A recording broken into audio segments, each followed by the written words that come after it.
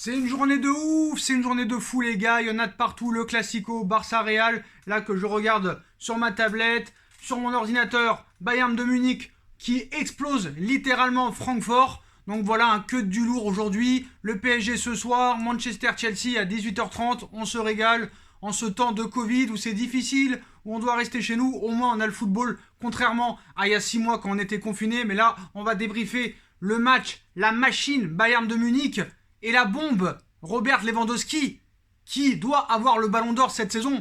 Malheureusement, il n'y a pas de ballon d'or cette année, comme par hasard. Apparemment, on veut le donner qu'à Léo Messi et qu'à CR7. Mais cette année, s'il y avait un ballon d'or, ça aurait été Robert Lewandowski qui l'aurait eu. Parce que le mec déjà a tout gagné. Championnat d'Allemagne, Super Coupe d'Allemagne, Ligue des Champions, Super Coupe d'Europe. Et le mec te met encore un triplé ce soir. C'est le meilleur neuf au monde à l'heure actuelle. Devant tous les autres, il n'y a rien à dire, les stats sont là, et ce soir, il voit encore triple le mec, il voit pas double, il voit triple, mais ce Bayern est une équipe, c'est même plus une machine, c'est même plus une bombe, c'est même plus une fusée, c'est même plus la bombe atomique, je ne sais pas ce que c'est, mais c'est une équipe qui va marcher sur tout le monde, donc un jour ça s'arrêtera, comme toutes les équipes se sont arrêtées, le Barça s'est arrêté, le Real s'est arrêté, Liverpool s'est arrêté, mais eux, quand est-ce qu'ils vont s'arrêter? Je sais pas, donc vous allez me dire, oui mais attention Sacha, il y a un mois ils en ont pris 4 à Hoffenheim, bon bah c'est sûr des fois t'es obligé de perdre des matchs, voilà t'es en sur-régime, mais après ça repart de plus belle, on se rappelle à l'époque du Barça de Guardiola, ou de Enrique, du Real de Zidane à l'époque,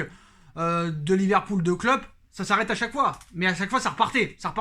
Donc là, c'est reparti depuis la défaite contre Hoffenheim, on a vu contre l'Atlético Madrid, ils en ont planté 4 avec un Coman exceptionnel et une équipe qui charbonne, qui court dans tous les sens. Ça joue collectif, ça joue en une touche de balle, attaque tout terrain, pressing direct, c'est quand même assez incroyable. Et quand tu vois un petit peu le discours de Flick depuis qu'il est là, c'est carrément mettre plus bas que terre son adversaire, l'humilier. C'est ce qu'il a dit quand il a été intronisé coach à la place de Kovac. Il a dit: l'objectif n'est pas de gagner, l'objectif est de humilier son adversaire. Et on l'a vu encore ce soir et on le voit à chaque match. Mais quand tu vois la profondeur de banc, quand tu vois encore ce soir 5-0, il y en a de partout. Le Roi Sané, Douglas Costa, Robert Lewandowski, Müller, Goretzka, ils ont une profondeur de banc assez incroyable. Ils ont tous les ingrédients pour marcher sur l'Europe pendant les au moins deux prochaines années, je pense. Quand tu vois qu'ils en mettent 4 à l'Atlético Madrid, qui est réputé quand même pour être une équipe très défensif, c'est quand même assez incroyable cette équipe.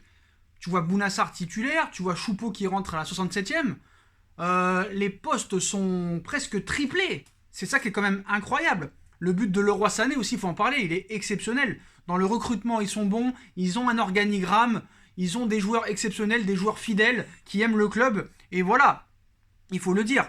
Donc ce soir, c'était un 4-2-3-1 avec Alba Boateng, Bounassar titulaire, Alphonso Davies toujours aussi exceptionnel. Quand c'est pas Douglas Costa qui sort, c'est Coman qui rentre. Comment le Paris Saint-Germain a pu laisser partir libre Coman, qui a été élu joueur de l'UEFA cette semaine. Voilà, pour 0€, c'est quand même incroyable. Kingsley Coman, assez exceptionnel. Et Kimmich au milieu de terrain, qui peut jouer à droite. Kimmich aussi, l'un des meilleurs défenseurs à l'heure actuelle. D'ailleurs, il a été élu meilleur défenseur. Et voilà, faut le préciser, les postaux. Donc voilà pour ce match, c'est une machine de guerre. Francfort ne pouvait rien faire. Kevin Trapp, ancien parisien, ne pouvait rien faire.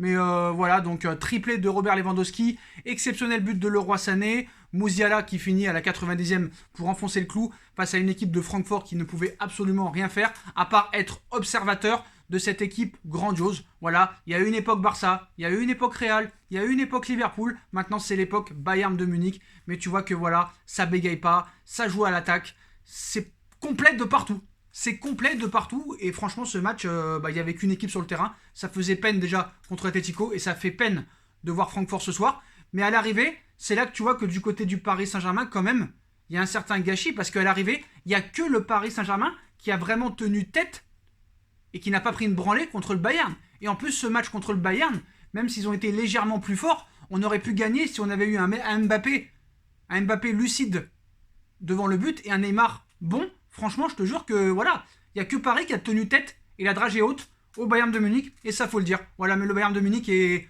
grandissime favori pour encore gagner tout sur son passage, et notamment de la Ligue des Champions, les postos. On se retrouve dans quelques minutes pour le Classico FC Barcelone-Real Madrid, qui est un très très gros match aussi. A tout à l'heure les postos, tchuss.